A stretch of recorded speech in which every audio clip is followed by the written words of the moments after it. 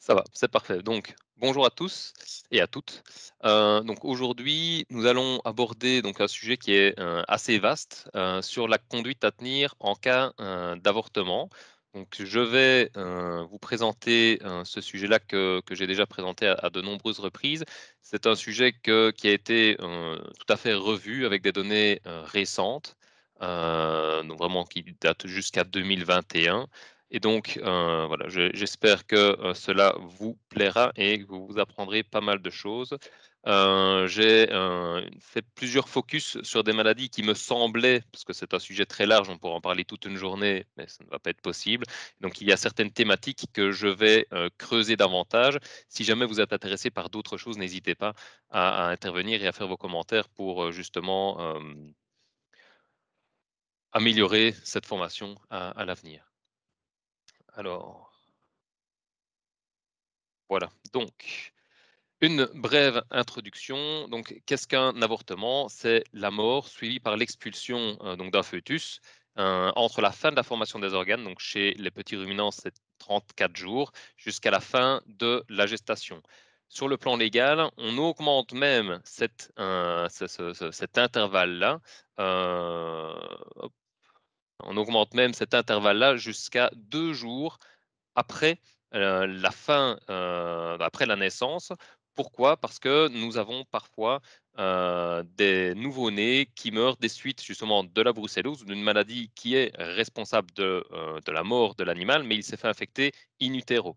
Et donc, ces animaux-là qui meurent dans les 48 premières heures de vie, eh bien, sont considérés comme des avortements. Et donc, il est important de les, il est vraiment important de les déclarer en vue de les analyser. Alors, une fois que vous êtes face à un avortement, déjà, c'est très important, et ça vous le verrez tout au long de la présentation, de se protéger et de protéger sa famille, parce qu'il y a un risque zoonotique qui est vraiment important. Alors, c'est important de porter des gants, une blouse jetable ou une blouse que vous pouvez laver.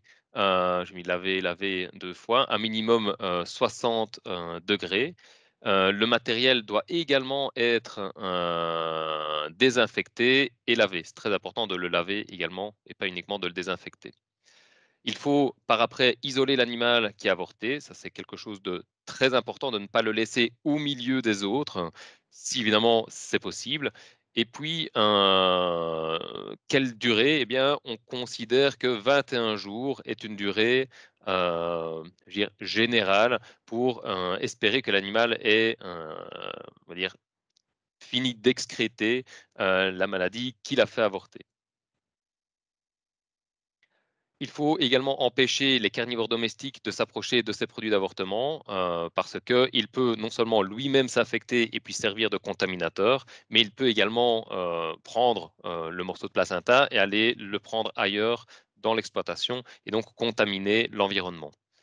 Et puis, chose qui est importante aussi à bien prendre en considération, c'est important de déclarer les avortements dès le premier cas.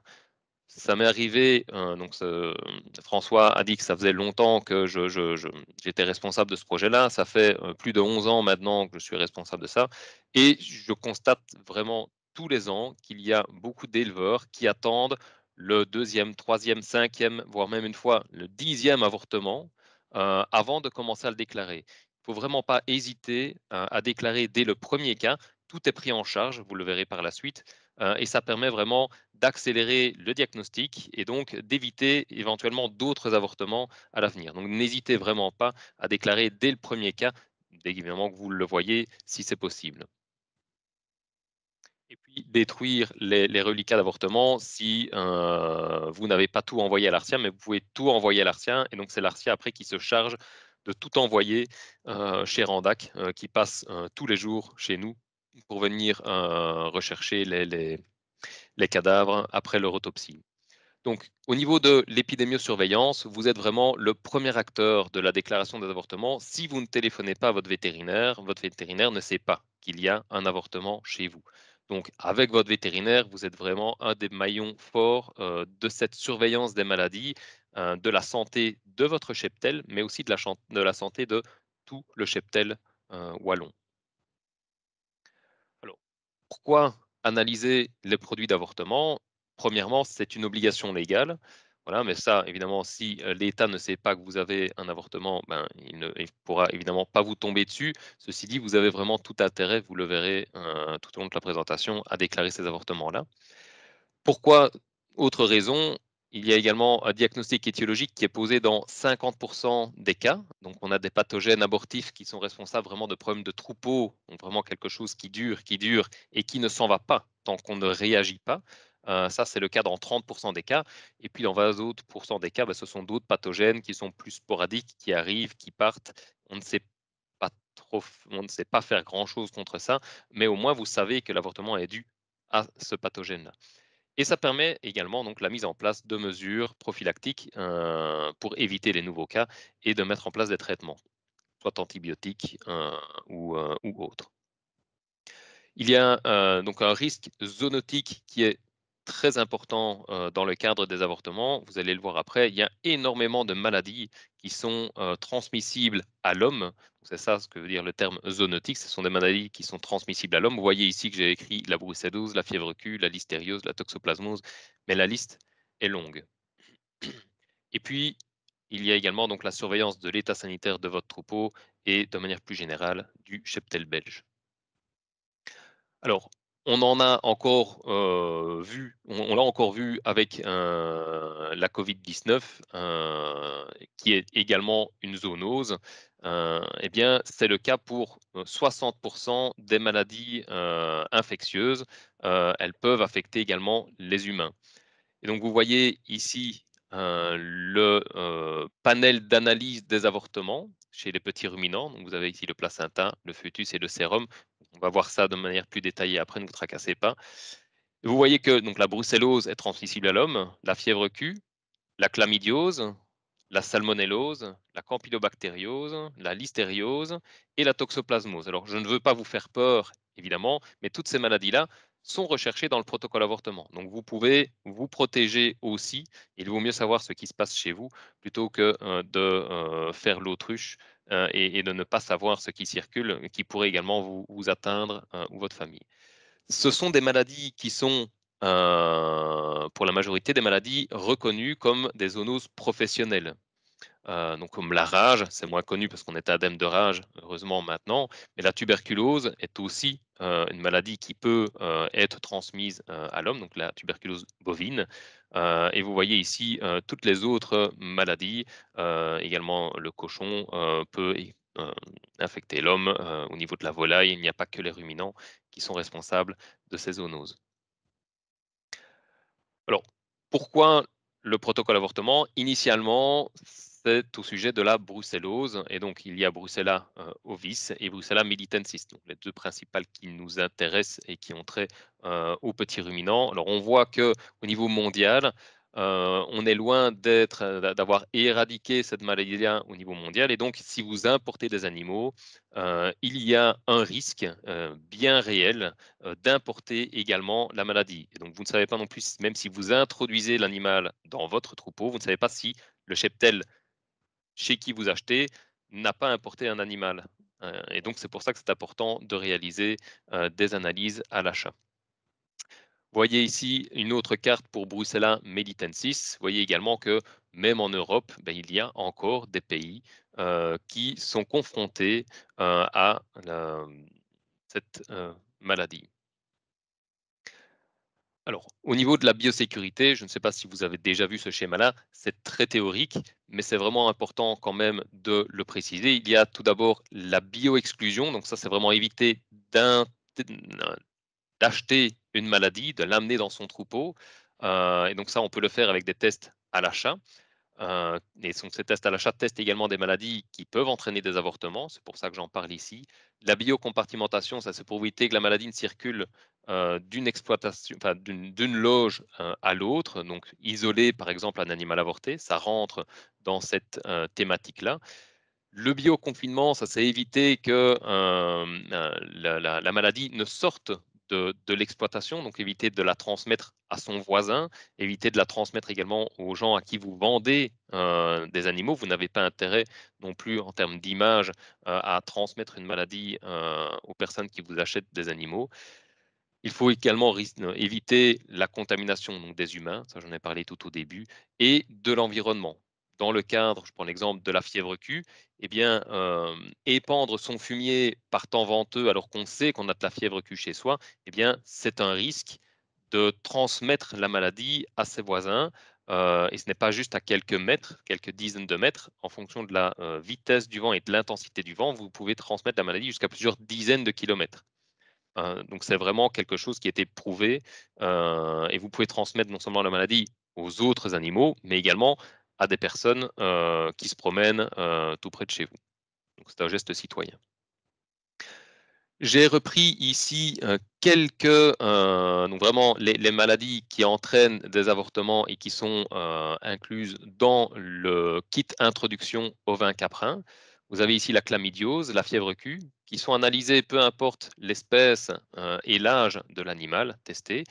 Et puis pour la brucellose, on ne teste que les animaux qui ont plus de 12 mois, et pour la border disease, on ne teste évidemment que, les, brebis, et enfin tous les moutons en tout cas. Donc c'est vraiment important d'utiliser, tous les moyens qui sont à votre disposition pour éviter d'introduire la maladie, au sein de votre exploitation. J'ai mis ici les liens, si jamais vous, souhaitez, donc ils sont disponibles sur le site de l'Arcien pour avoir davantage, d'informations. Je ne vais pas m'étendre sur le sujet ici. Alors concrètement, que faire lorsqu'un animal avorte?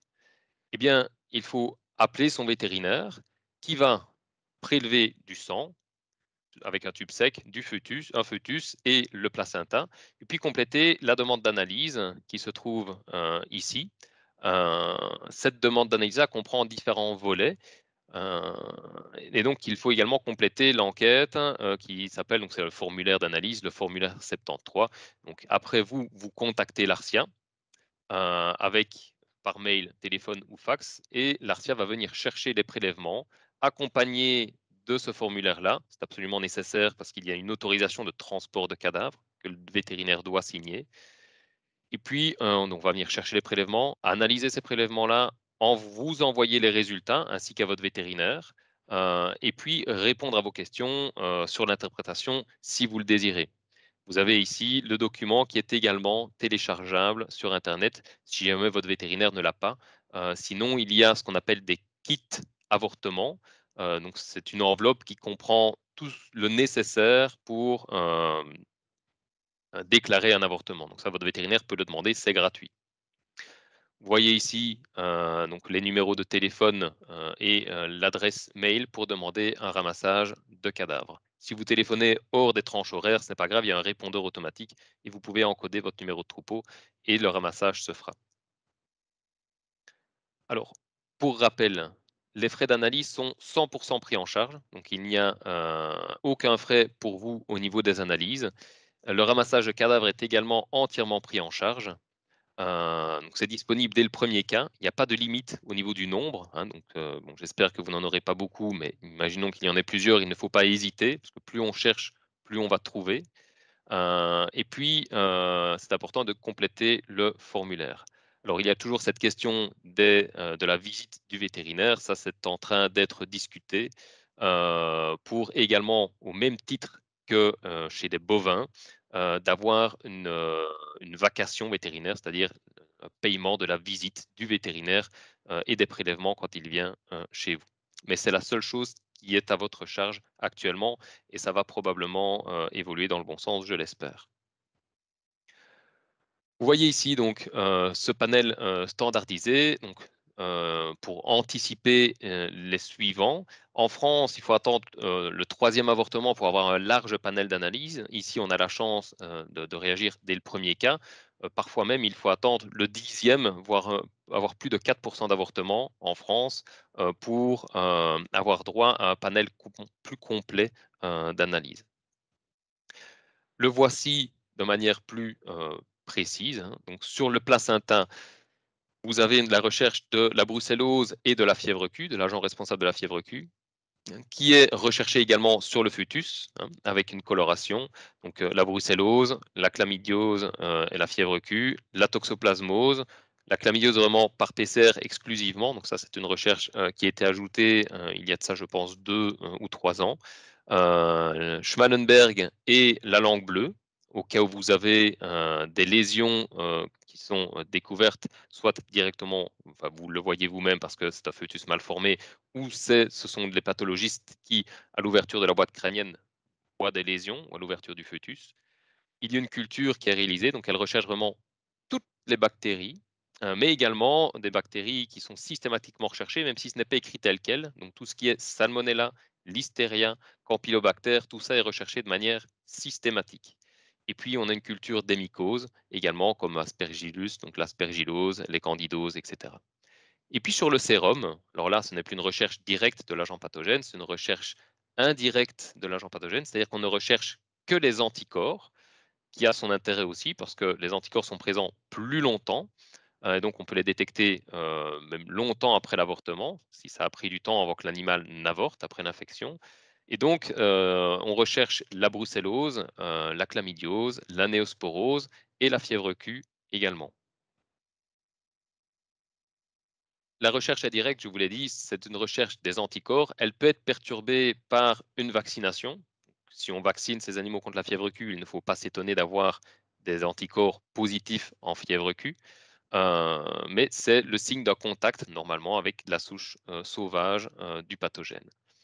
L'avantage, c'est le prix, bon, la facilité de prélèvement, une prise de sang, on détecte longtemps les anticorps et on sait quantifier également. Donc un animal qui va s'infecter récemment, vous allez voir le taux d'anticorps qui augmente progressivement. C'est pratique, je veux dire, pour votre vétérinaire pour mieux comprendre l'infection et voir si c'est récent. Au niveau des inconvénients, ben, il y a le problème de la vaccination. On ne peut pas dater le contact et ce n'est jamais un diagnostic de certitude. Donc, vous ne pouvez jamais dire mon animal est séropositif pour telle maladie, c'est à cause de ça. Il a avorté. On peut également rechercher l'agent infectieux donc directement, donc la bactérie, le virus, le parasite, avec soit des colorations, des cultures, etc. Ça, on est sûr, quand on met en évidence, quand c'est positif, on sait que c'est la cause de l'avortement. Il n'y a pas d'interférence avec la vaccination. L'inconvénient, c'est que parfois, on va le voir juste après, le pathogène est venu, il a fait des dégâts et puis il est parti. Et donc, on ne le retrouve plus. C'est pour ça que c'est important de faire toutes les recherches possibles et de rechercher sur plusieurs avortements si c'est possible. Vous voyez ici un graphique qui vous permet de mieux comprendre l'évolution d'une infection. Donc vous avez ici en vert, ça c'est le temps, hein. Vous voyez une augmentation ici du nombre de bactéries, on va prendre l'exemple d'une bactérie, qui infecte le mouton. On arrive à son maximum et puis il disparaît. Et il diminue progressivement, en diminuant progressivement. Si vous arrivez ici par exemple 3 semaines après l'infection, vous n'allez déjà plus le détecter. Alors qu'à ce moment-là, les anticorps, eux, auront augmenté et vous allez pouvoir les détecter. C'est important de comprendre qu'il y a des seuils, il y a un seuil de négativité, un seuil de positivité souvent, et entre les deux, on appelle une zone ininterprétable. Donc, si jamais vous avez des résultats qui sont douteux, il faut retester après parce qu'on peut avoir un animal qui est en train d'augmenter progressivement. Et donc, c'est important de savoir où on se situe. Possible également que les anticorps restent là toute la vie de l'animal, mais les anticorps peuvent aussi diminuer et passer sous le seuil de détectabilité. Et donc, il faut pouvoir interpréter ces résultats-là. Voilà, ici maintenant, on passe à une partie qui est beaucoup moins théorique et donc beaucoup plus pratique pour vous. J'espère que ça n'a pas été trop long, la partie, voilà, on va dire un peu théorique et d'introduction du sujet. Pour info, on a sur tous les avortements, donc imaginons ici cette tarte-ci, ce sont tous les avortements wallons, eh bien, le petit quartier, enfin pas quartier, la petite partie verte ici, c'est la proportion d'avortements qui sont déclarés. Vous constatez qu'il n'y a que 1 petit pourcent des avortements qui sont analysés, c'est très faible. Alors c'est très probablement dû à beaucoup de facteurs différents, peut-être certains ne sont pas observés, et également certaines mesures qui peuvent être contre-productives à la déclaration des avortements. Ceci dit, quand ils sont déclarés, eh bien, on voit quand même qu'il y en a beaucoup qui envoient tous les prélèvements nécessaires à un bon diagnostic. Les meilleurs prélèvements ce sont vraiment le fœtus, placenta et sérum. Donc les 3 ensemble, c'est ça qui permet le meilleur diagnostic. Donc si vous avez la possibilité de les envoyer, envoyez-les. Nous les analyserons tous. Vous voyez ici l'évolution annuelle de la déclaration des avortements. Vous voyez un pic ici énorme en 2012 qui est dû à l'infection par Schmallenberg. On s'était dit qu'il y allait avoir un engouement du secteur pour continuer, mais en fait c'était plus une peur d'avoir des avortons mal formés. Et donc beaucoup d'éleveurs ont décidé donc de déclarer ces avortements-là, mais le soufflet est vite retombé. Nous sommes ici en train d'essayer de stimuler cette déclaration-là pour améliorer la santé du cheptel. Donc on voit que ça porte ses fruits. Il y a une augmentation progressive. Ici, l'année 2021 n'est pas terminée.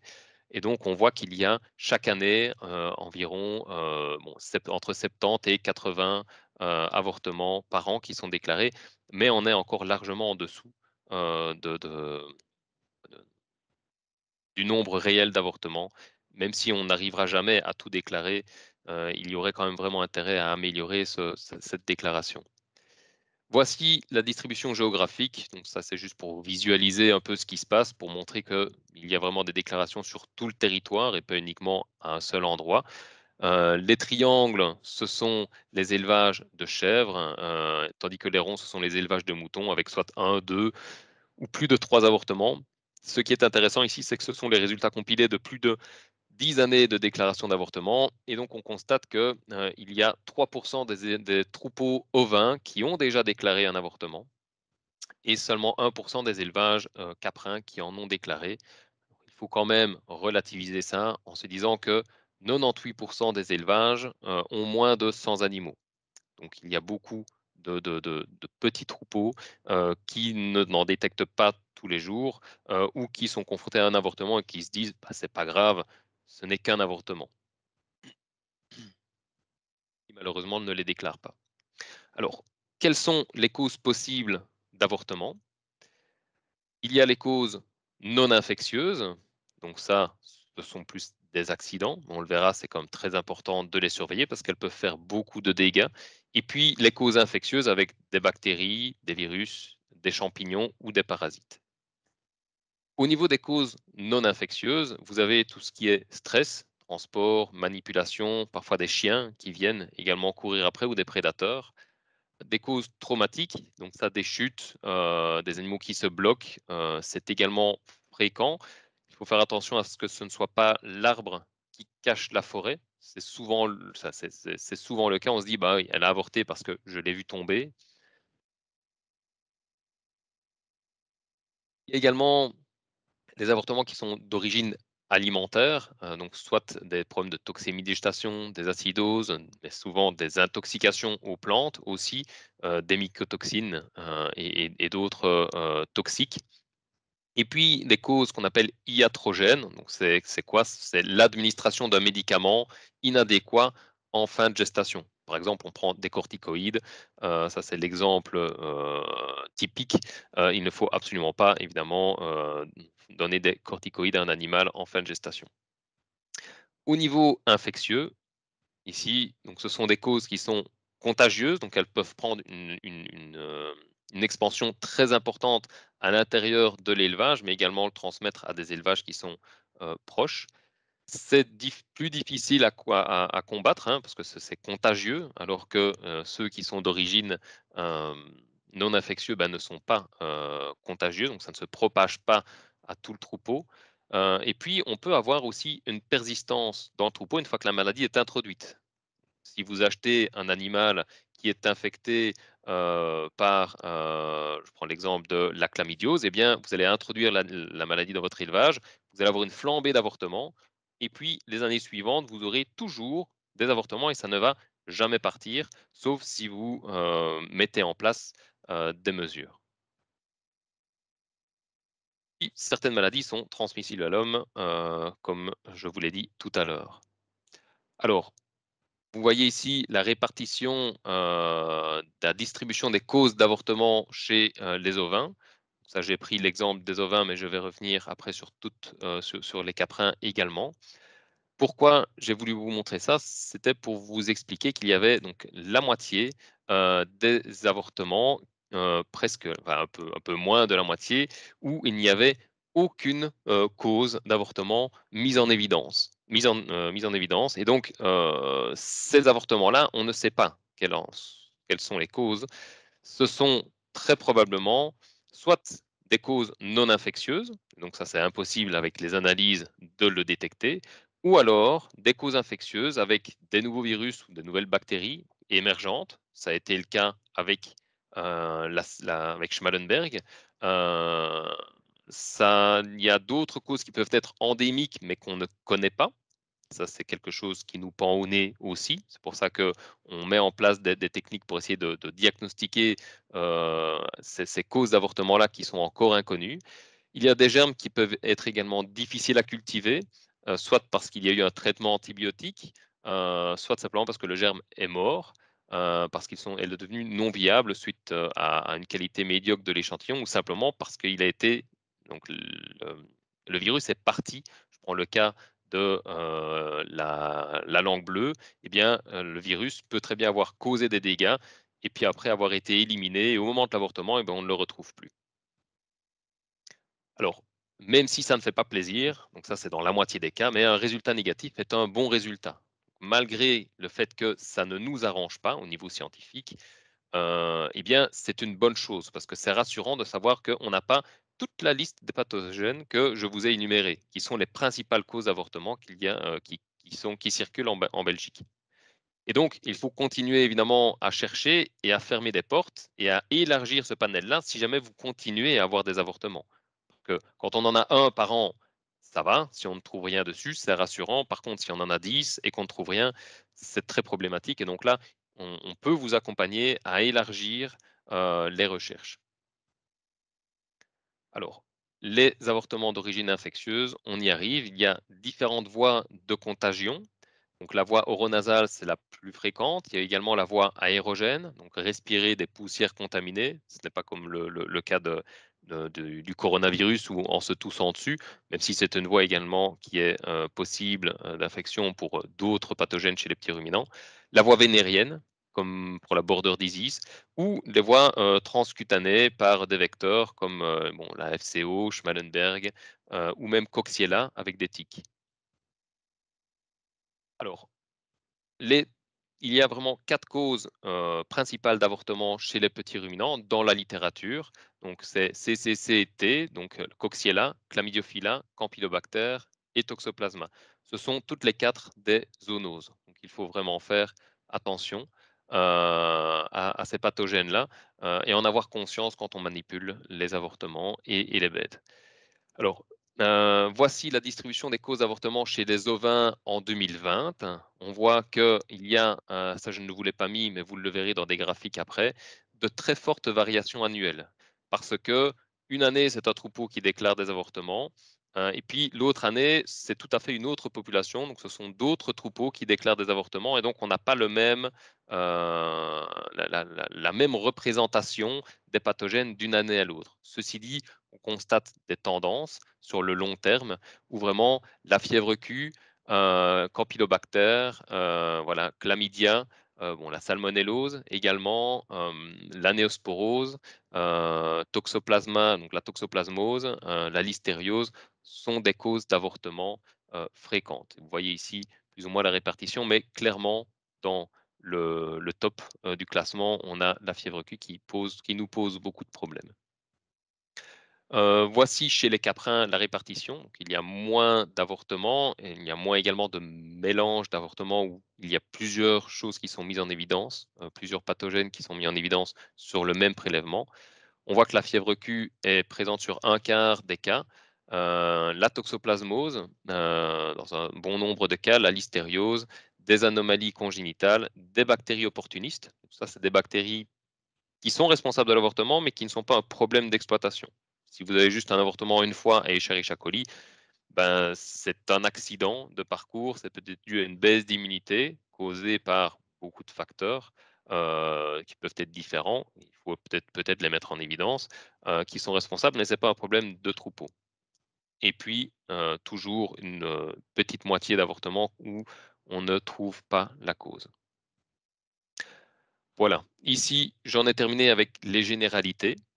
Et j'en viens maintenant alors, je vais aborder chaque maladie, séparément, avec une introduction, des chiffres et également les mesures que vous pouvez mettre, en place, dans votre troupeau. Alors, au niveau de la fièvre Q, je me suis, voilà, j'ai vraiment, insisté, enfin, je c'est un peu c'est très large en tout cas, on va vraiment faire le tour de la maladie pour bien la comprendre, bien l'appréhender, pour mieux, lutter contre elle, si vous y êtes confronté.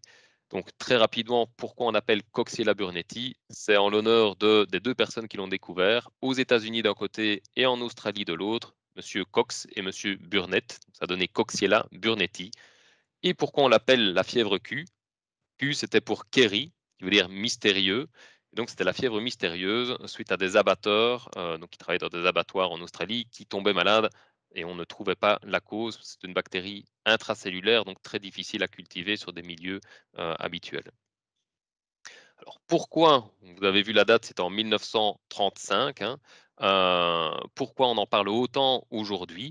Eh bien, on en parle, autant aujourd'hui parce que il y a eu une épidémie aux Pays-Bas, ça j'imagine que vous en avez sûrement entendu parler, de 2007 à 2010 avec, des cas humains, même des mortalités. Hein, mais heureusement, quand on attrape la fièvre Q, on ne tombe, pas raide, à chaque fois, donc voilà. Moi-même, je l'ai fait et je suis toujours bien là, donc il ne faut, pas non plus se mettre martel en tête et quand je vous dis que, il y a beaucoup de zoonoses, il faut relativiser et il ne faut pas non plus avoir peur de manipuler les animaux, il faut juste être prudent. Alors, il y avait donc ces cas d'avortement, aux Pays-Bas avec des mortalités chez les humains et on ne comprenait pas quelle était l'origine. Eux ne comprenaient pas et donc ils ont regardé, les populations de chèvres et de moutons et ils ont constaté qu'il y a vraiment une superposition des cas humains, et des élevages, de chèvres principalement et principalement des gros élevages de chèvres. Donc plus l'élevage est important, plus la quantité de bactéries, est importante, qui est excrétée dans l'environnement. Et donc vu que ce sont des exploitations qui étaient relativement proches de, d'habitations, eh bien, ce qui devait arriver arriva et il n'en fallait pas plus pour avoir une épidémie de cas humains et donc, toute la mise en place, d'une série de mesures, et de diagnostics pour essayer de limiter la casse. Alors, cette bactérie-là est une bactérie très particulière, qui sporule au même titre que l'anthrax. Je ne sais pas si vous avez déjà vu l'anthrax, donc ça c'est, ce que les, terroristes utilisent pour mettre dans des petites enveloppes avec de la poudre à envoyer à une personne qu'ils n'aiment pas.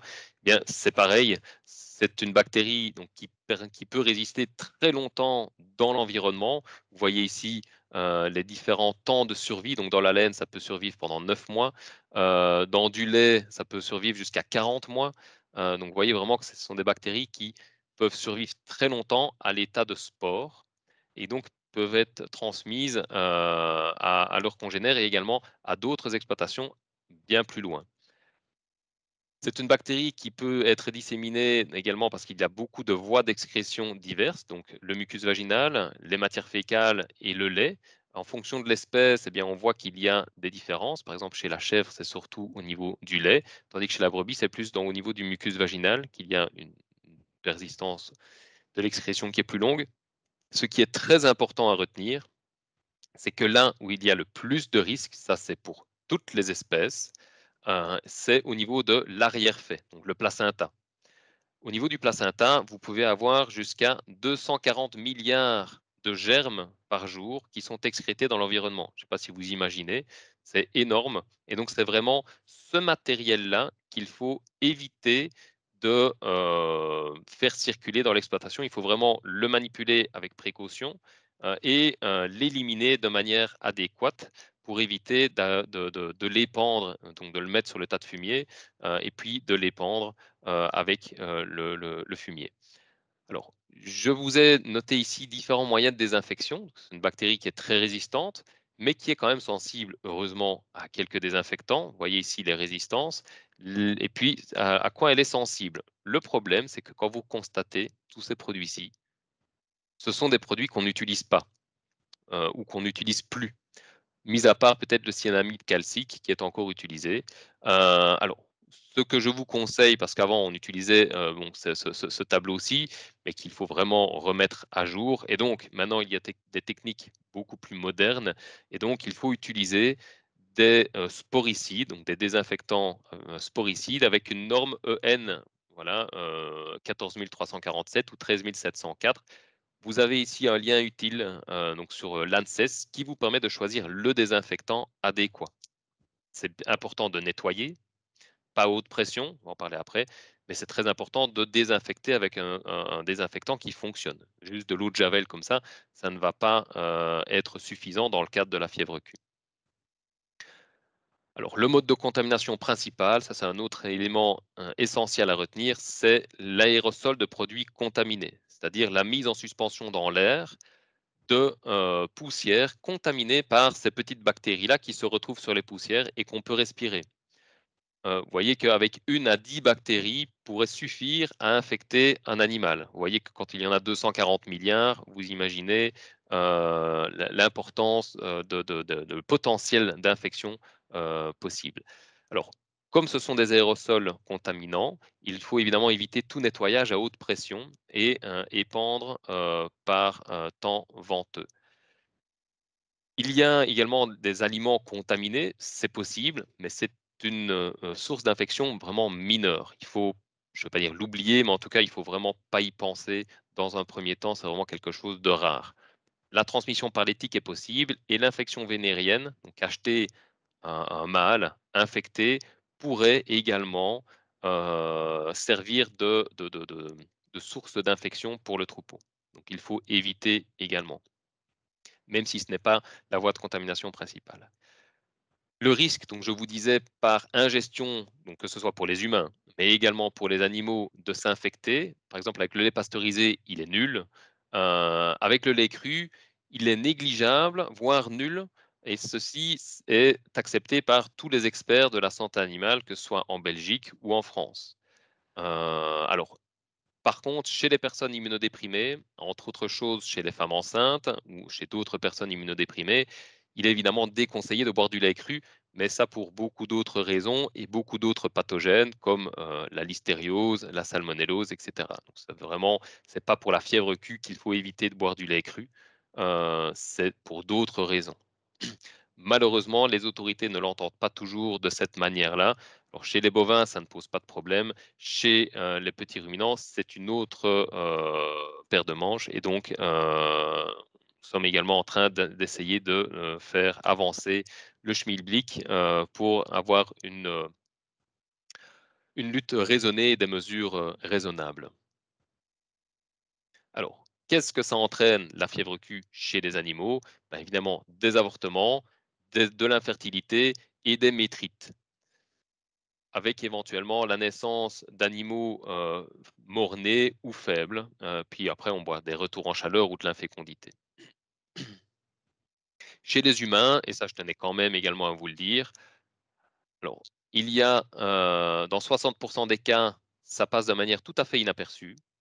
Dans 40% des cas, c'est une symptomatologie, on va dire, proche de la grippe. On pense qu'on a la grippe, mais en fait, c'est la fièvre Q. Et puis, dans certains cas, dans 5% des cas, eh bien, on a une fièvre Q chronique qui s'installe avec des problèmes d'endocardite, donc des infections au niveau du cœur, principalement chez les personnes qui ont des problèmes au niveau des valvules cardiaques. Chez les femmes enceintes, on peut avoir des fausses couches. Et puis, on peut avoir aussi des syndromes de fatigue chronique. Donc, j'ai des collègues vétérinaires qui ont été confrontés à ça. Le médecin est passé complètement à côté. Et donc, c'est très important que ce soit pour vous, pour votre famille. Si vous avez des personnes qui voilà, qui ne sont pas bien, il faut penser, si vous êtes confronté à la fièvre Q, à en parler à votre médecin parce que les médecins humains ne sont pas habitués à cette maladie-là. Donc, n'hésitez absolument pas à demander et à insister parfois même pour faire les tests de dépistage si jamais vous ne vous sentez pas bien et que ça ne s'améliore pas. Alors, Pour vous donner un exemple, hein, chez les vétérinaires, il y a eu une étude faite par Fabiana Dal Pozzo en 2016 à l'Université de Liège qui a pris du sang à de nombreux vétérinaires et qui a pu montrer que 60%, presque 60% des vétérinaires étaient séropositifs. Ça veut dire que il y en a 6 vétérinaires sur 10 ont été infectés par la maladie. Heureusement, tous ne sont pas malades avec des syndromes de fatigue chronique, des problèmes au niveau cardiaque, etc. Ceci dit, il y en avait quand même 13% qui étaient susceptibles d'avoir une infection chronique. Donc ça, c'est possible de voir ça avec des analyses, avec, je ne vais pas vous bassiner avec ça, mais avec des taux d'immunoglobuline, donc des IgG phase 1 importants et pas ou peu d'immunoglobuline M. Donc c'est vraiment une maladie professionnelle. L'étude n'a pas été faite chez les éleveurs, mais je suis persuadé que le taux doit être encore plus important parce que vous êtes encore plus exposé à la maladie que les vétérinaires, étant donné que vous êtes tout le temps dans les étables et que c'est une maladie qui se transmet par les poussières contaminées. Ça, ce n'est pas un sapin de Noël, c'est la carte de la Wallonie. Avec chaque petit point correspond, alors là malheureusement j'ai utilisé pour avoir un plus gros effet les avortements bovins.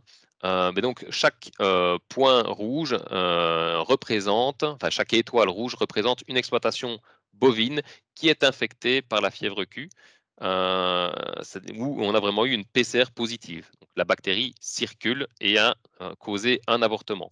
Vous voyez qu'il y en a partout. Donc, chez les élevages ovins, ben, vous êtes potentiellement tous confrontés également à ce type de problème. Au niveau du diagnostic, pour ça, il n'y a pas de souci. On a une bonne armada pour détecter la maladie. Si vous déclarez un avortement, si c'est ça, on mettra le doigt dessus. Si vous nous fournissez le placenta, le fœtus et le sérum, on ne passera pas à côté. On doit malheureusement le notifier à l'AFSCA. Ceci dit, il vaut mieux savoir ce qu'on a pour pouvoir le prendre en charge correctement. Et en plus, on est en train, comme je vous l'ai dit, d'améliorer, enfin, on est en train de faire tout notre possible pour que ce soit traité de manière plus raisonnable. Vous voyez ici l'évolution annuelle du taux de fœtus infecté par Coxella burnetii. Il y aura ce type de graphique-ci pour toutes les maladies. Vous voyez ici, ce sont les dates, donc les années. En bleu, ce sont les ovins. En orange, ce sont les caprins. Et vous voyez que, eh bien, ici, on a en moyenne la prévalence apparente. Il y a un avortement sur 10 chez les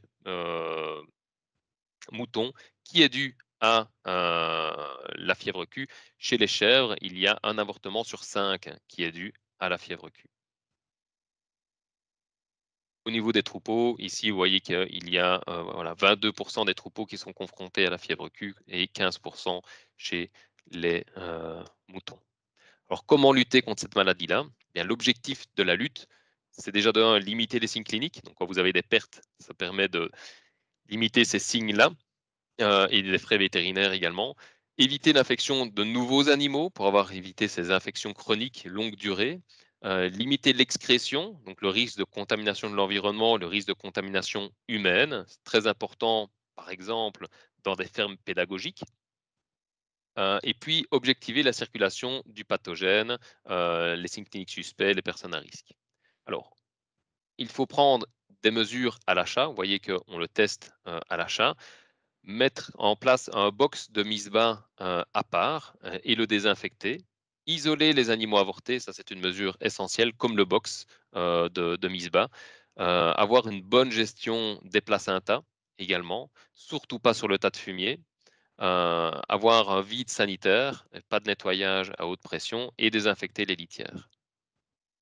Et puis, malheureusement, si on a vraiment de gros problèmes de fièvre Q, on ne peut pas passer à côté de la vaccination. Pour le moment, il y a un monopole de Ceva avec le Coxevax. C'est pour ça que je me permets de le citer, parce que de toute façon, il n'y a pas d'autres vaccins disponibles.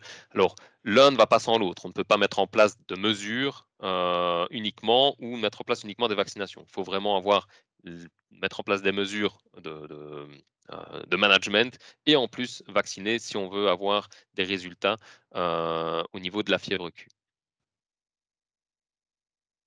Au niveau maintenant, la fièvre Q est terminée, on va passer à la toxoplasmose qui elle, est une maladie qui est, liée, au chat. Alors il a l'air sympa comme ça, mais c'est vraiment un parasite, qui cause de gros problèmes, principalement chez les chèvres. Alors la toxoplasmose est une maladie, enfin en Belgique en tout cas, c'est vraiment chez les chèvres où on le met le plus souvent en évidence. La toxoplasmose est une maladie d'origine parasitaire qui affecte les petits ruminants, qui peuvent occasionner des avortements. Elle est vraiment liée au chat et aux rongeurs. Alors le chat se contamine lui en ingérant, soit du placenta contaminé, soit de la viande crue qu'on lui donne ou, en attrapant des proies comme des rongeurs ou des oiseaux qui sont infestés, eux-mêmes. Également, c'est possible avec des aliments souillés par des matières fécales d'autres chats. Après, il y a une excrétion des œufs contaminés qui sont très résistants, ils peuvent survivre jusqu'à 2 ans. Imaginez l'affaire. Et les ruminants, eux, se contaminent par ingestion des aliments qui sont contaminés par les excréments des chats. Et donc, on a une transmission après de la mère à son petit par voie transplacentaire. Vous voyez ici le cycle qui est expliqué. Donc voilà, les animaux qui sont infectés, ou alors ici on a un avorton qui peut être dévoré par le chat, qui par la suite va recontaminer, va continuer le cycle et va infecter les animaux. Il y a un risque des femmes enceintes principalement, mais pas uniquement, qui peuvent se contaminer, soit en mangeant de la viande crue, par exemple des légumes contaminés par des matières fécales de chat, s'ils ne sont pas bien lavés, ou simplement en nettoyant la litière du chat, s'il y a un manque d'hygiène. Alors, au niveau des symptômes, bon, principalement, ce sont des avortements. On peut avoir une légère hyperthermie, mais ça passe vraiment inaperçu dans la grande majorité des cas. Ou en début de gestation, on a des mortalités embryonnaires, des avortements au milieu de gestation, et puis en fin de gestation, on peut avoir des avortements tardifs, des nouveau-nés qui sont faibles, etc., mais séropositifs, parce que le fœtus, plus il est âgé, mieux il résiste, parce que son système immunitaire est plus performant, donc il va résister à l'infection, mais il va quand même s'infecter. Donc à la naissance, il pourrait être déjà, séropositif, donc avoir des anticorps. Le diagnostic se fait exclusivement par PCR sur le fœtus, donc c'est absolument nécessaire d'avoir le fœtus pour faire le diagnostic. Vous voyez ici, enfin tout à l'heure je vous ai dit que c'était plus fréquent chez les caprins. Alors c'est, le cas, dans, les 2 dernières années, mais de manière générale, si on prend les statistiques des 10 dernières années, il y en a autant chez les moutons que, chez les chèvres. Et il y a environ un troupeau sur 12 qui a déjà été, touché par cette maladie-là. Alors comment lutter? Eh bien vous vous en doutez, il faut contrôler les populations de chats et de rongeurs. Surtout pas de chatons, dans les bergeries, dans les chèvreries. Utiliser de la litière pour les animaux, les éduquer à faire leurs besoins dans la litière et pas, là où sont les animaux. Et également, vous pouvez décourager des chats reproducteurs en gardant quelques adultes castrés chez vous, parce que plus un animal est âgé, plus un chat est âgé, moins il va avoir tendance à être contagieux. Les chats, ils s'infectent une fois, ils excrètent beaucoup, donc ils sont contagieux pendant un moment, et puis après c'est fini. Donc c'est pour ça que c'est important de garder des adultes castrés pour éviter de dissuader les chats errants éventuels et éventuellement des jeunes qui viennent de chez vous. Il faut également stocker les concentrés, les céréales à l'abri des chats et des nuisibles. Les traitements médicamenteux sont pas très efficace. Il y a un vaccin vivant qui existe et donc ça, je vous envoie vers votre vétérinaire pour prendre les décisions opportunes. Passons à la maladie suivante. Ne vous en tracassez pas, il n'y en a pas 10. Alors, la chlamydiose, que vous connaissez très probablement.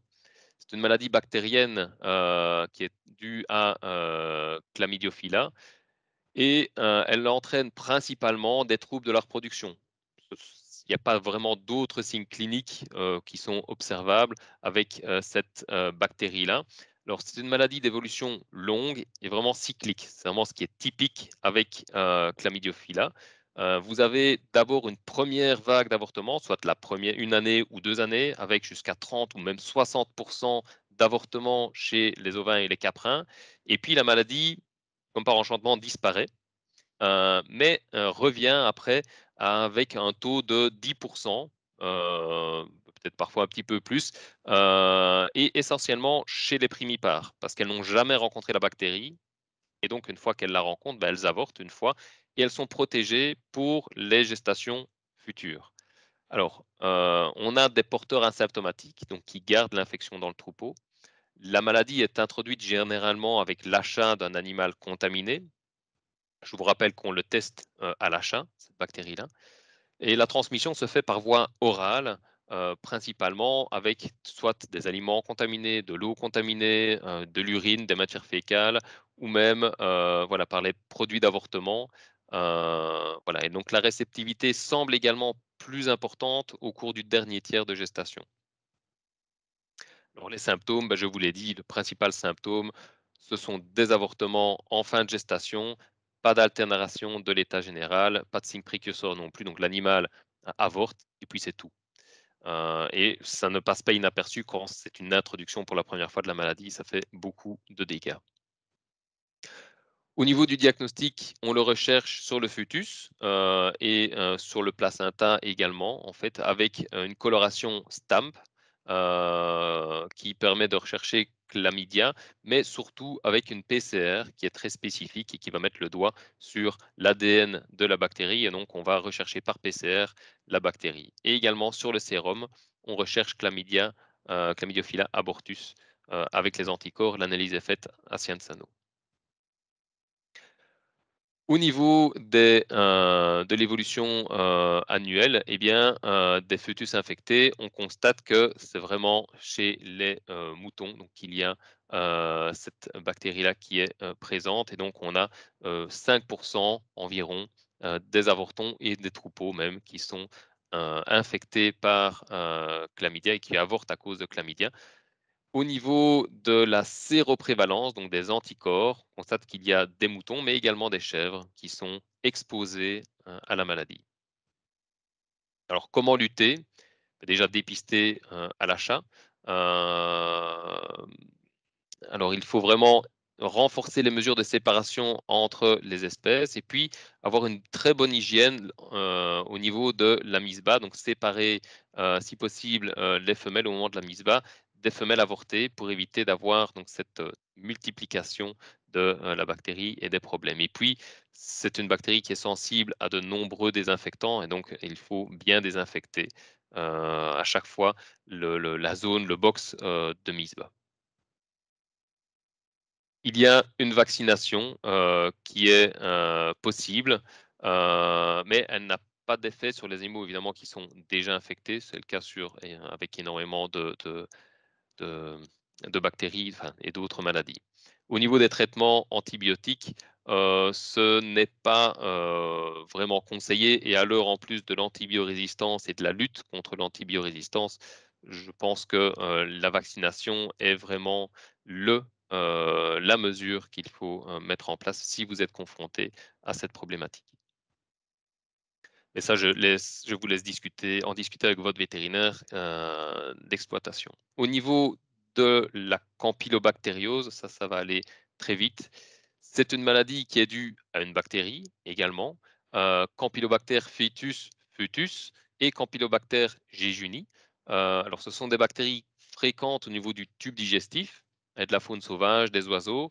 Et donc, les femelles avortent si elles sont en contact, donc c'est une contamination orofécale, donc elles mangent des aliments qui ont été contaminés par des matières fécales d'animaux. Et on a une activation de 7 à 60 jours, et alors on a également un cycle possible d'infection hors saison d'agnelage. Au niveau des signes cliniques, eh bien, on peut avoir, ça c'est typique, vraiment des entérites. Ça, c'est une infection au niveau donc, du tube digestif, de l'infertilité, la naissance d'animaux faibles ou des avortements au cours du deuxième tiers de gestation. Alors, après un avortement, la femelle présente une immunité qui est persistante. Voilà. Un autre avortement à Campylobacter lors de la gestation suivante est très rare, ce qui veut dire que vous pouvez conserver ces animaux-là.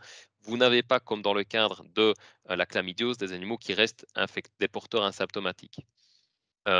Ceci dit, l'infection peut persister chez certaines brebis pendant un certain temps, donc c'est très important de les isoler. Et donc, c'est une maladie qui occasionne des diarrhées chez les jeunes animaux, comme je l'ai montré plus haut. Alors, très très rarement, dans les cas de rétention de fœtus morts, on peut avoir une péritonite chez la mère qui peut en mourir, mais ce sont vraiment des cas exceptionnels. Personnellement, je ne l'ai jamais observé. Au niveau du diagnostic, on le met en évidence assez facilement par culture sur donc le liquide de caillette du fœtus avorté. Au niveau de la mise en évidence, principalement c'est chez les moutons, sauf cette année-ci où pour la première fois on l'a mis en évidence également chez des chèvres. C'était un élevage de chèvres où il y a eu plusieurs avortements à Campylobacter. Alors comment lutter? Eh bien, il faut éloigner les brebis gestantes des milieux qui sont probablement contaminés. Si jamais il y a des pâtures contaminées, il faut éviter l'accès. Surtout arrêter de distribuer l'aliment qui peut être contaminé et puis éventuellement créer une immunité protective du troupeau en mettant des femelles qui sont non gestantes en contact avec la bactérie. Mais ça, c'est beaucoup plus facile à dire qu'à faire. Mais si jamais vous savez que tel aliment est contaminé ou telle prairie est à risque, eh bien vous pouvez mettre des animaux non gestants dans ces prairies-là. On fait pareil avec l'Ehrlichiose bovine. Eh bien vous pouvez faire pareil avec Campylobacter. Alors, au niveau de la protection vaccinale, c'est parfois compliqué. Heureusement, c'est une maladie qui est relativement, voilà, au niveau belge, comme vous pouvez le voir, on a des avortements. C'est un problème qui n'est pas un problème de troupeau qui reste vraiment dans le troupeau, c'est un problème qui rentre dans le troupeau par des aliments qui sont contaminés. Donc, ce ne sont pas des animaux qui restent infectés longue durée. Éventuellement, vous pouvez en discuter avec vos vétérinaires pour voir si l'utilisation d'un vaccin est utile. Alors ici, je vais terminer avec 2 maladies que vous connaissez bien. La maladie de la langue bleue qui a connu une réémergence récemment.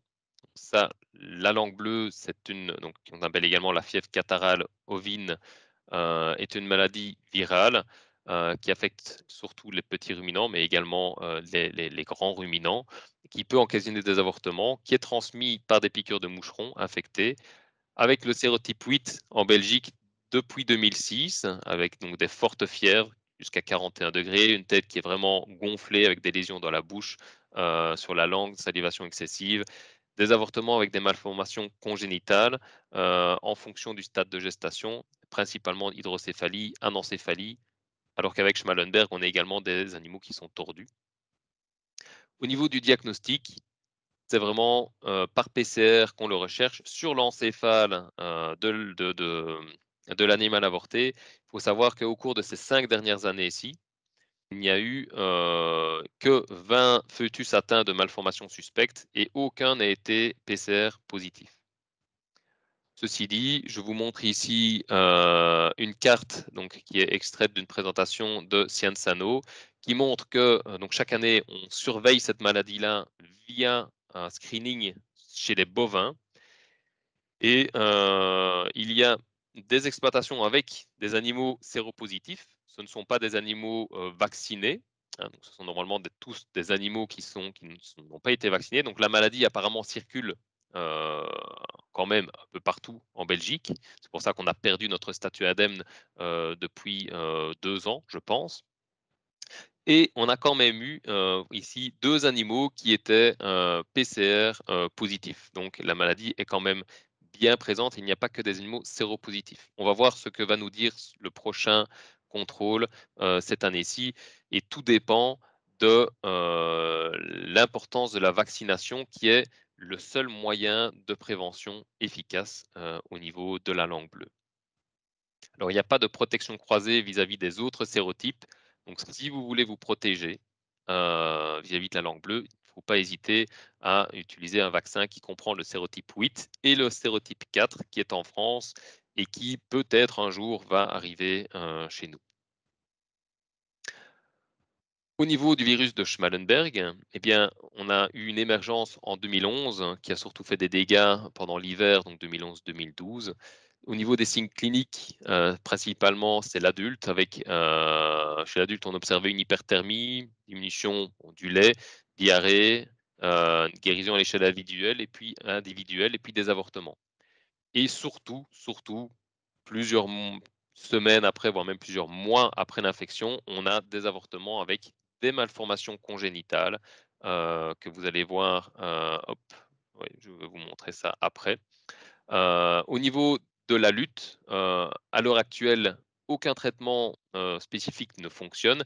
Il y a des vaccins qui sont commercialisés dans certains pays, mais vu la faible, utilisation des vaccins, il n'y a plus d'AMM en Belgique, c'est-à-dire il n'est plus vendu, en Belgique. Ceci dit, avec la cascade, il y aurait moyen de, l'utiliser si nécessaire. Au niveau des prophylaxies, donc ce qui pourrait être mis en place, c'est programmer la reproduction en dehors de la période d'activité vectorielle. Ceci dit, c'est assez compliqué à mettre en place compte tenu de la reproduction chez les petits ruminants. C'est peut-être vrai chez les grands ruminants, même si c'est déjà compliqué. Chez les petits ruminants, c'est complètement illusoire. Au niveau des conséquences hypothétiques de l'infection in utero, il faut savoir que chez les petits ruminants, une infection entre le 30e et le 50e jour entraîne les malformations de type hydranencephalie et arthrogrypose. Donc ça, c'est des maladies au niveau hydranencephalie, c'est au niveau du cerveau. Il y a pas de cerveau en fait. Les cellules sont complètement tuées, donc lésées, et on a des boîtes crâniennes vides, ou alors des animaux qui sont tordus avec l'arthrogrypose. Au niveau du diagnostic, eh bien, on le recherche par PCR sur le cerveau, au même titre que la langue bleue. Vous voyez ici les photos que je voulais vous montrer avec vraiment des cas typiques d'arthrogrypose, donc avec des veaux et des nouveau-nés qui ont vraiment des membres déformés, tendus, rigides, voire des torticolis. Et je vous en parlais des boîtes crâniennes qui sont complètement vides de leur contenu. Un cas représentatif, voilà, d'un fœtus ovin de 5 mois qui était mal formé, le 4 janvier 2021, je prends un exemple, 5 mois précédemment, parce que ça a été le cas, c'est un vrai cas de terrain. 5 mois précédemment, il y avait donc la fécondation, le 4 août, avec une fenêtre donc d'infection plus ou moins 30-50 jours après. Donc on se retrouve entre septembre et octobre, et du coup, ben, un avortement qui survient, vous voyez, quelques mois après, avec des malformations congénitales, donc qui sont bien postérieures. Et dans ces cas-là, parfois on ne retrouve même pas par PCR le virus. Alors, le diagnostic montre qu'on a eu énormément de cas en 2012, et puis plus rien pendant quelques années. Et puis en 2016, de nouveau quelques cas. 2019-2020, les animaux sont immunisés, donc on va en avoir moins, et puis ça va revenir, et donc ça va toujours fonctionner avec des vagues. Mais c'est une maladie qui désormais maintenant est présente à l'état endémique. Donc il faut savoir qu'on va vivre avec, sauf si on met en place un plan de vaccination national, ce qui, à mon avis, n'arrivera pas. Alors, au niveau des autres maladies émergentes, et je vais terminer par ça, eh bien, c'est très important d'avoir un taux de déclaration élevé pour détecter suffisamment tôt tous ces phénomènes émergents-là, parce qu'on n'est pas à l'abri d'avoir un autre Schmallenberg virus qui va arriver. C'est déjà arrivé. La fièvre catarrhale ovine, on nous aurait parlé de ça il y a 30 ans, on aurait rigolé, parce que c'était vraiment des maladies du bassin méditerranéen, voire même au niveau de l'Afrique. Eh bien non, maintenant on doit vivre avec ça. Il y a d'autres maladies qui peuvent arriver. Et donc, il faut vraiment être attentif à ce niveau-là. Alors, en conclusion, ce projet est vraiment un beau projet qui est financé d'une part par l'AFSCA et par l'ARCIA. Malheureusement, il est trop peu souvent utilisé. C'est un panel très large d'analyse qui est exceptionnel si vous comparez ça avec beaucoup d'autres pays, ça n'existe pas ailleurs. Donc c'est vraiment intéressant pour vous au niveau de la santé animale d'en profiter.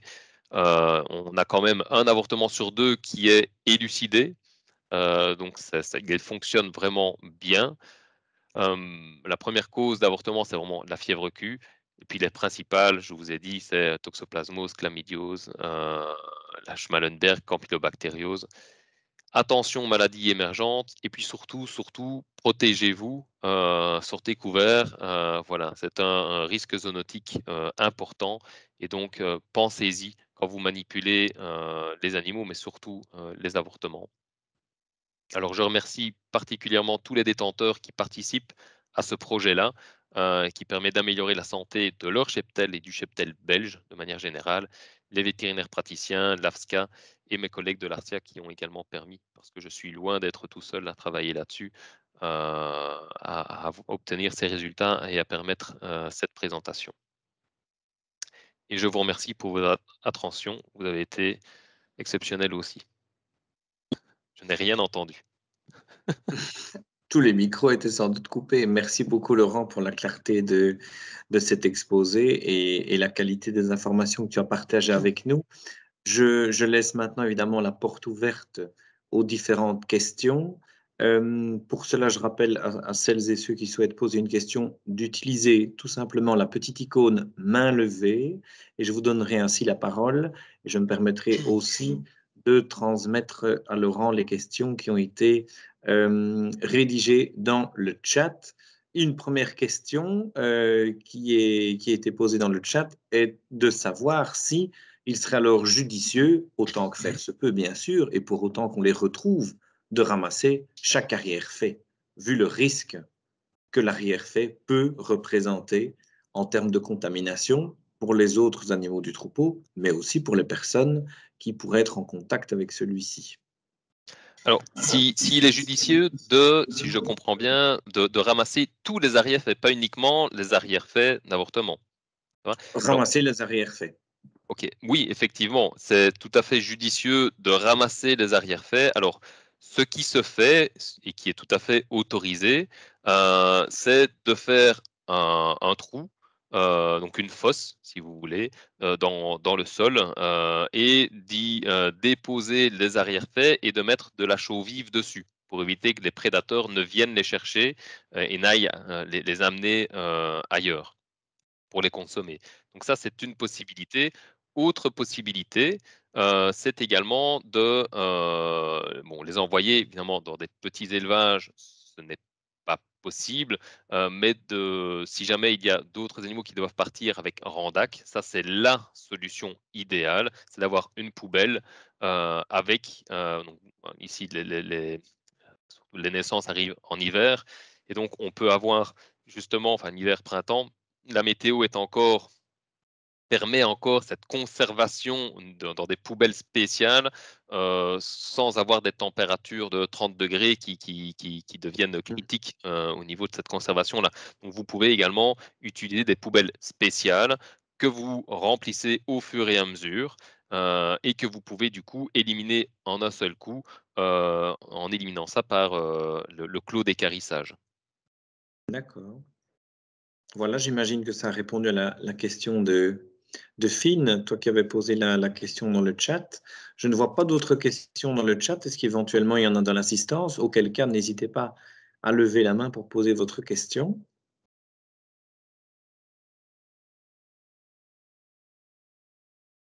Je pars du principe alors que tout était très clair, ce qui m'a Tant mieux. semblé. Oui, tant mieux. N'hésitez pas à revenir vers moi si vous avez des problèmes qui sont peut-être plus voilà, personnels et que vous ne vous souhaitez pas forcément en parler. Est-ce qu'éventuellement, Laurent, tu serais d'accord que j'indique dans le chat ton adresse mail? Oui, bien sûr, aucun souci. Je vais faire ça tout de suite. Et comme ça, ce sera peut-être l'occasion pour certains Ah Alors, voilà. j'ai vu une question qui débarquait dans le chat, si les vétérinaires Oui, pouvaient être vecteurs de la absolument. fièvre Q. Alors, autant pour certaines maladies comme, bon, qui affectent les bovins, hein, là je parle de l'IBR, c'est possible. La BVD, c'est encore plus probable, comme par exemple la border disease, ça pourrait être possible. Autant la fièvre Q, c'est extrêmement peu probable, parce qu'il faut se rappeler que c'est avec des, donc il faudrait que des matières fécales soient contaminées, arrivent sur leurs bottes en quantité quand même suffisante, hein, pour arriver dans votre exploitation et après qu'elles soient mises en suspension. Alors théoriquement c'est possible, mais il faut vraiment avoir un crotté pour venir avec une quantité de matière fécale collée sur les bottes dans votre exploitation. Parce que donc c'est matière fécale, lait, urine et les produits d'avortement. J'espère que votre vétérinaire ne trimballe pas tout ce matériel contaminant sur lui dans des quantités qui permettraient d'infecter. Voilà. Le vétérinaire, éventuellement, ça je n'en ai pas parlé, mais c'est avec des dons d'organes entre humains qu'on peut transmettre la maladie et également par voie sexuelle. Mais donc ça, c'est quand même également très peu probable euh, au niveau de la pratique. Je me Donc permets peut-être l'humain oui, ne joue pas de rôle là-dedans. je me permets peut-être de compléter un élément que tu viens de mentionner, qui est celui de l'hygiène, de la propreté des personnes et du matériel, Mhm. emporté, et j'entends par matériel aussi bien des éléments qui sont portés, des vêtements, Oui, des bottes, que du matériel avec lequel une personne, je ne vise pas le vétérinaire, je dis une personne au sens large, peut amener dans votre exploitation. Si vous avez de la rigueur avec vous-même en termes d'hygiène, n'hésitez pas à en avoir énormément aussi vis-à-vis des personnes qui viennent dans votre exploitation. Vous êtes maître en votre demeure et vous avez le droit d'exiger que les personnes qui viennent chez vous aient à cœur de respecter ces mesures d'hygiène. Il est inacceptable au jour d'aujourd'hui de voir des personnes véhiculer d'une exploitation à une autre sans changer de chaussures, que ce soit des bottes ou des bottillons, et peu importe le statut de ces personnes. On parle ici du vecteur possible dans le chef du vétérinaire. N'oubliez pas que énormément d'autres personnes que le vétérinaire passent par votre exploitation, passent dans votre élevage et peuvent représenter, alors ici on parlait spécifiquement de la fièvre Q, et Laurent l'a très bien dit, le risque est minime, mais pour d'autres maladies, il peut être plus important. Exigez ce que vous exigez pour vous-même, exigez-le aussi vis-à-vis des personnes qui vous rendent visite. C'est vraiment important et ça peut ainsi couper court à des voies de contamination qui ne sont pas négligeables. Et il en va évidemment de la santé de vos animaux et de votre élevage. tout à fait. Parce qu'on a observé, ça je fais, je rebondis là-dessus. En 2012, il y a eu des foyers de brucellose, hein, si vous vous rappelez, mais ça c'était chez les bovins. Il y a eu 7 foyers de brucellose, et dans ces 7 foyers, il y en avait 4 qui étaient dus au vétérinaire qui a contaminé d'autres exploitations sans le faire exprès, parce qu'il faisait des césariennes à différents endroits. Et donc, c'est vraiment, ce n'est pas de la science-fiction, c'est tout à fait possible. Alors, pas pour toutes les maladies, heureusement, mais comme le dit François, ce que vous exigez pour vous-même, exigez-le également, que ce soit pour le vétérinaire ou les négociants qui viennent chez vous, ou des clients qui viennent chez vous. C'est vraiment absolument indispensable. Quand on regarde toutes les mesures qui sont prises dans des élevages de porcs, au niveau de la biosécurité dans les élevages de ruminants, que ce soit des grands ou des petits ruminants, eh bien, je pense qu'il y a encore beaucoup à faire. Donc, n'hésitez pas à être précurseur là-dedans.